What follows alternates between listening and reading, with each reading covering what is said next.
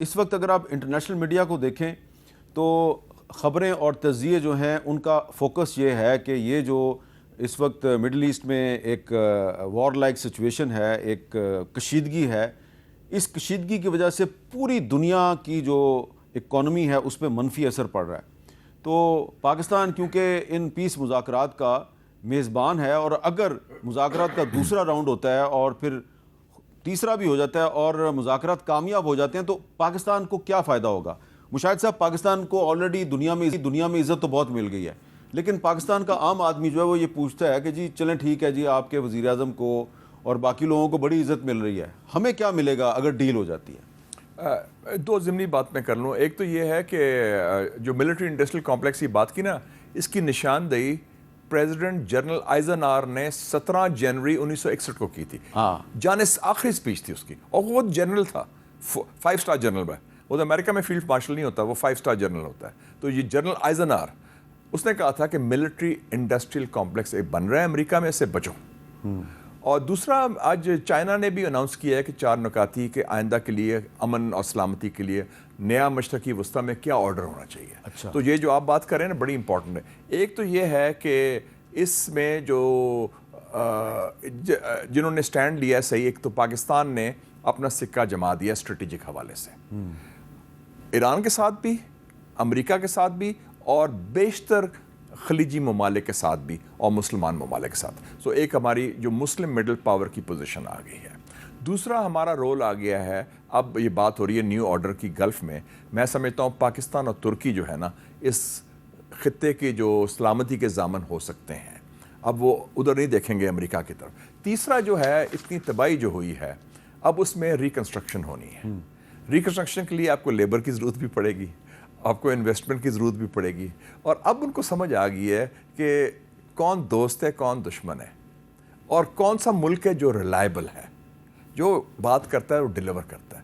تو ہمارے جو عوام کو بھی اس میں فائدہ ڈیفینیٹلی پہنچے گا۔ اور آخر میں یہ کہنا چاہتا ہوں کہ اس حوالے سے کہ جو 2 بالادست قوتیں ہیں، انڈیا ادھر اور اسرائیل، ان کو ایک بڑی پسپائی ہوئی ہے، کیونکہ وہ نیا آرڈر بنانا چاہتے تھے اسرائیلی بالادستی، فوجی بالادستی پر۔ امریکہ ہم نے نبڑ لیا انڈیا کے ساتھ پچھلے سال، ایران نے نبڑ لیا اسرائیل کے ساتھ اس سال۔ تو یہ بہت خوش آئند بات ہے۔ تو اس نیو آرڈر میں جو عزائم تھے ہندوستان کے اور اسرائیل کے، اور ملی بھگت بھی تھی زائنزم اور ہندوتوا کی، اکھنڈ بھارت اور یہ جو گریٹر اسرائیل کی، وہ بھی ختم۔ اس میں کوئی کشمیریوں کو بھی فائدہ ہوگا؟ کشمیری کو فائدہ ہمارے طرف سے ہونا چاہیے کہ ہم کہیں کہ نتھی کریں فلسطین اور کشمیر کو۔ یہ ایک ایشو ہے، they are 2 sides of the same coin۔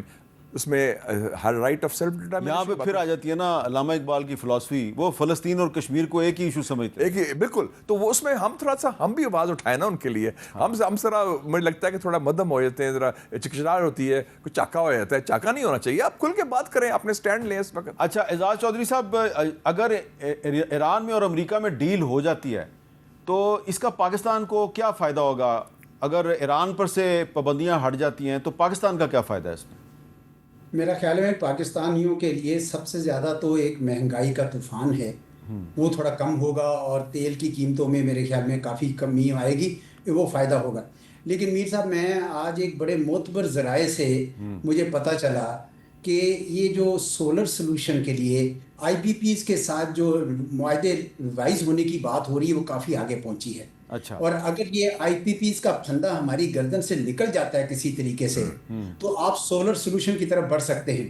گویا آپ کی اپنی جو 4 سال میں جو سولر ہے وہ 5% سے 25% تک الیکٹریسٹی جنریٹ کر رہا ہے، لیکن آپ کو اپنی ایگریکلچر کو سولرائز کرنا ہے، اور آپ کو اپنی منرل ڈیولپمنٹ کو کرنا ہے۔ پھر ایک اور بات ہو رہی ہے، یہ ریل، یعنی آپ کا جو روڈ کا ٹرانسپورٹ کا سسٹم ہے اس کو ریل پہ شفٹ کر کے اور ریل کو الیکٹریفائی کریں۔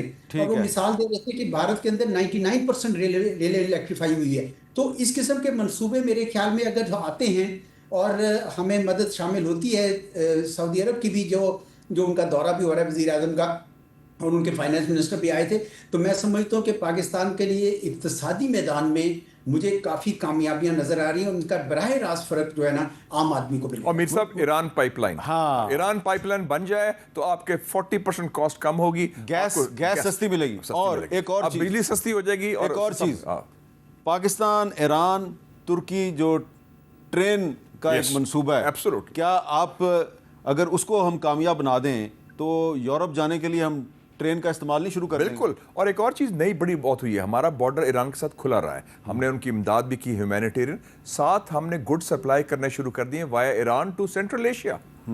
یہ بھی ایک بڑا، وہ تو یہ جنگی حالات میں بھی ہم کر رہے ہیں، تو ایک نئی دنیا کھل جائے گی آپ کے لیے ہر لحاظ سے. بہت بہت شکریہ مشاہد حسین سید صاحب، بہت بہت شکریہ جناب اعزاز چودھری صاحب. ہم نے آج یہ گفتگو کی ہے کہ پاکستان جو ہے اس کی میزبانی میں اگر ایران اور امریکہ کے درمیان ایک معاہدہ ہو جاتا ہے تو اس کا پاکستان کو کیا فائدہ ہوگا. صرف پاکستان کو نہیں، اس کا پوری دنیا کو فائدہ ہے. اور مشاہد حسین صاحب کہہ رہے ہیں کہ اگر معاہدہ ہوا تو پھر ٹرمپ صاحب خود اس پہ دستخط کرنے کے لیے پاکستان آ جائیں گے، اور ایران سے ہو سکتا ہے کہ پریزیڈنٹ مسعود پزشکیان بھی آ جائیں. لیکن اگر یہ معاہدہ ہو جاتا ہے تو اس پورے خطے کی تقدیر بدل جائے گی اور عام پاکستانیوں کو بہت فائدہ ہوگا.